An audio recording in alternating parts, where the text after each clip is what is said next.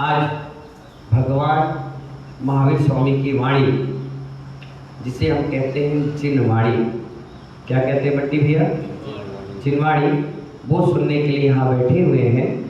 और दोपहर के स्वाध्याय में हम आज सभी लोग चर्चा कर रहे हैं वाणी की महिमा पर। महावीर भैया, किसकी महिमा पर? वाणी की महिमा। वाणी कई प्रकार की होती है, कुछ कठोर होती है, कुछ मधुर होती है, कुछ नरम होती है, कुछ हल्की होती है। इसीलिए आप व्यापारी वर्ग में हैं, जुबान की कीमत होती है। किसकी?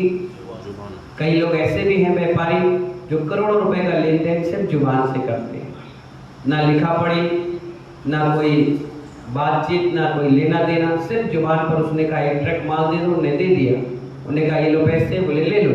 इतना बड़ा जुबान और विश्वास चलता है, और इसी विश्वास के कारण पूरा व्यापार चलता है, और ये चलने का नाम जिनवाणी है। तो आचार्य भगवान कहते हैं ध्यान रखना, भट्टा की अग्नि आंखों से दिखती नहीं है। भट्टे की अग्नि कैसी जैसा आंखों से दिखती नहीं है, लेकिन अंदर ही अंदर उसकी भाप से वो पकती रहती है। ईंट की भट्टी, ईंट की जो भट्टे होते हैं जिसमें कोयले होते हैं, कोयले, उससे पकी हुई ईंट इतनी पकी होती है जो 100 साल बाद भी बकायदा बराबर निकलती है। तुरी की, घास की पकी हुई, लकड़ियों की पकी हुई उतनी पकी नहीं होती। आचार्य भगवान कहते हैं भट्टा की अग्नि आंखों से दृष्टिगोचर नहीं हो रही है, वो तो चारों ओर से दबी हुई है। बंद कर देते, एक साइड आग लगा देते हैं, और धीरे धीरे आग लगाते चले जाते हैं, और दूसरे साइड से ईंट हटाते जाते हैं, और दूसरी नई लगाते चले जाते हैं। लेकिन उष्ण गर्मी कह रही है कि भट्टा कितना तापमान है, उसकी उष्ण बता रही है कि कितनी आग उस भट्टे में जल रही है। बाहर की भाप ज्ञात कर रही है कि भट्टे में कितनी ज्वाला भरी हुई है। ध्यान रखना योगियों, जिसकी भाषा कठोर है वो भाषा भी कह रही है कि इसके भाव कितने कठोर होंगे, ईंट की भट्टी के समान। किसके समान? झाजी क्या कहा? ईंट की भट्टी देखिए, यहाँ है डबरा बेकार होगी, जब उसमें आग लगाते हैं तो कोने में लगा देते हैं, बस एक बार लगाते हैं और बाहर से ईंट बंद करके पैक कर दिया जाता है, और ऊपर से कोयले डालते चले जाते हैं, अग्नि जलती चली जाती है।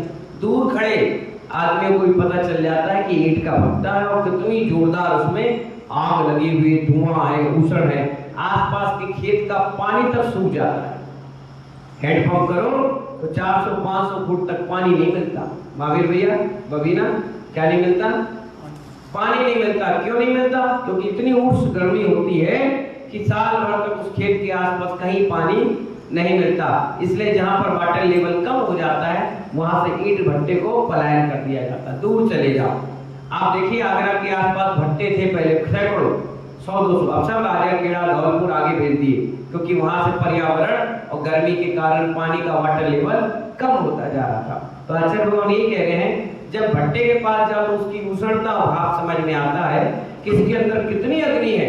इसी प्रकार कोई व्यक्ति कठोर वचन कह रहा है, गाली दे रहा है, अपशब्द कह रहा है, तो समझ जाओ उसके भाव कितने कठोर हुएंगे, तब तुमसे वो बोल पा रहा है। आचार्य कहते हैं भैया, वाणी में माधुर हो। वाणी में क्या होना चाहिए? माधुर होना चाहिए। वाणी में ओज हो, वाणी में मैत्री भाव हो, वाणी में वीणा हो, वाणी में वीणा, वाणी में तर्कस के बाण ना हो। क्या ना हो? बाण ना हो। हे बांस, तू बांसुरी भी बनता है। हे बांस, तू बांसुरी भी बनता है और लाठी भी बनता है। बांस एक ही है दीपक, बांस एक ही है, लेकिन उसकी बांसुरी भी बन जाती है और उसकी लठ भी बन जाती है। जब बांसुरी बजती है तो सारी गायें दौड़कर आ जाती है, और जब लठ बजती है तो सारी गायें भाग जाती है। बांस वही है, कोई अलग नहीं है, लेकिन उसका उपयोग अलग हो गया। एक बज रही है तो सब पीछे पीछे आ रहे हैं, और एक बजती है तो सब भागते हैं। एक लठ दिखा गाय को बजा, सो सब कह चिल्ला चिल्ला के भाग जाती है। तो आचार्य कहते हैं हे बांस, तू बांसुरी भी बनता है और तू लाठी भी बनता है। लाठी कमर तोड़ देती है और बांसुरी टूटे हुए हृदय को जोड़ देती है। क्या कह रहे हैं? बांस लकड़ी के रूप में आ गई तो कमर तोड़ देती है। पुलिस वाले के हाथ में तो देखो सूखता है 4-5 तो आदमी मम्मी पापा दादा सब याद आ जाते हैं, सच कबूल देता है। और वही बांस की जब बांसुरी बनती है तो टूटे हुए हृदय को जोड़ देती है। बांसुरी की आवाज सुनकर जंगल में विचरण करने वाले गाय भी इकट्ठी हो जाती। श्री कृष्ण का उदाहरण आता कि नहीं आता? जब श्री कृष्ण बजाते थे बांसुरी तो सारी गाय आकर के घेर कर बैठ जाती थी और मधुर सुंदर बांसुरी के वाद्य यंत्र को सुनती थी। और मृग भी आकर के भी खड़ा हो जाता है। जो हिरण इतना चंचल होता है वो भी चुपचाप आकर के सुनता रहता है। जबकि बांस की लाठी को देखकर गाय भी भाग जाती है। क्या हो जाती है? गाय भी भाग जाती है। बस हमारी वाणी बांसुरी तो बने, हमारी वाणी राय साहब क्या बने? बांसुरी तो बने, परंतु वाणी बांस की लाठी ना बने। वाणी क्या ना बने? लाठी ना बने। अनंत भगवान की देशना बाण नहीं वाणी है। क्या है? वाणी है, सुंदर है, हित मित प्रिय है। आचार्य भगवान कहते हैं, जिनागम कहता है शरीर से साधु की पहचान मत करो। किससे पहचान नहीं करो? शरीर से। वर्ण से साधु की पहचान मत करो। कौन से वर्ण के हैं? गोत्र कौन सा है? कौन सी समाज के हैं? कौवा और कोयल दोनों को निहार लो एक बार।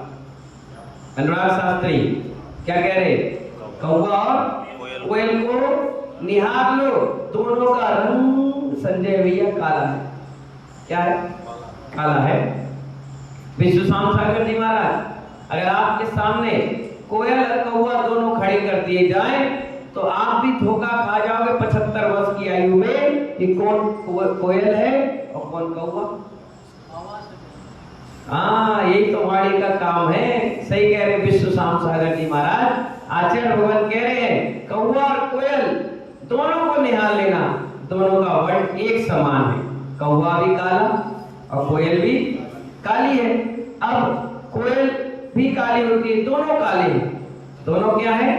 काले हैं। यदि दोनों को एक साथ बैठा दे तो समझ में नहीं आता कौन कौवा कौन कोयल है। लेकिन जब कौवा बोलता है तो काव काव, क्या कौवा क्या बोलता है? काव काव। और कोयल बोलती है कू कू, तो आदमी तुरंत पहचान जाता है ये कौवा है और ये कोयल है। आचार्य कहते हैं मुमुक्षु वर्ण से पहचान मत करो, पहचान करना है तो वाणी से। किससे करो? वाणी से करो। वाणी कितनी मधुर है साधु की, चर्या कितनी प्यारी है, कितना सुंदर बोलते हैं, हित मित प्रिय, सबको जोड़कर चलते हैं। हाँ, बहुत बढ़िया। जब ये इतना सुंदर बोलते हैं तो भगवान कितना सुंदर बोलते हैं, आनंद आता है। इसलिए आचार्य कहते हैं यहाँ पर कि हमें बांसुरी बनना है। क्या बनना है? बांस नहीं, बांस रखोगे तो कोई भी तुम्हारे परिजन, तो कोई भी तुम्हारे हितकर, कोई भी तुम्हारे प्रियजन आसपास नहीं आएंगे, डर के मारे भाग जाएंगे। और अगर बांसुरी होगी तो बैरी भी होंगे, रागी देशी भी होंगे, छली कपटी भी होंगे, वो भी सुर मधुर भाषा सुनकर क्या करेंगे? अपने आप तुम्हारे नजदीक बैठ जाएंगे। कितना बड़ा उदाहरण महाभारत में आता है, कितना बड़ा उदाहरण महाभारत में आया। द्रौपदी ने एक शब्द बोला, अंधे के अंधे होते हैं, बस पूरी महाभारत हो गई। आपको लगेगा कि क्या बोला? कुछ नहीं बोला, ये कोई बोलना हुआ? इतना तो हम रोज बोलते हैं, हंसी मजाक करते हैं। नहीं, वो बोलना हृदय को घात करना हो गया। और बोला भी किससे बोला? किससे बोला? हाँ, कौरवों से बोला।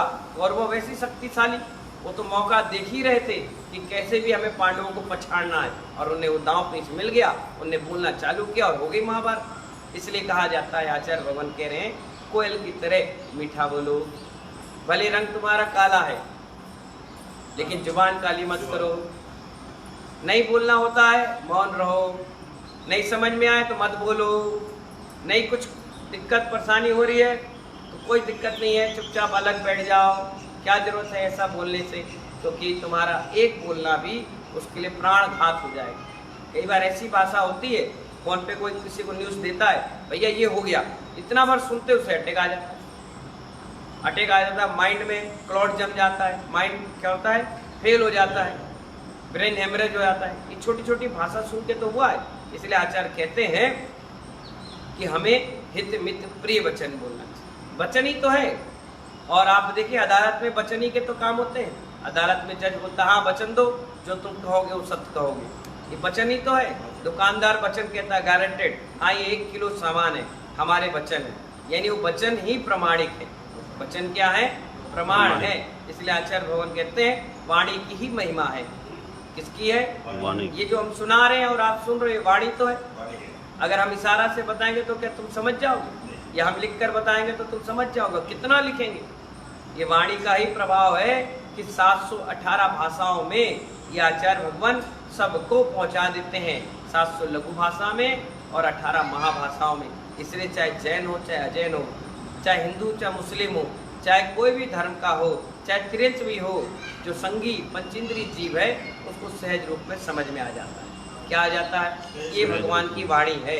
इसीलिए कहा जाता है कोयल और कौवा भले ही काले हो लेकिन जुबान दोनों की काली नहीं है।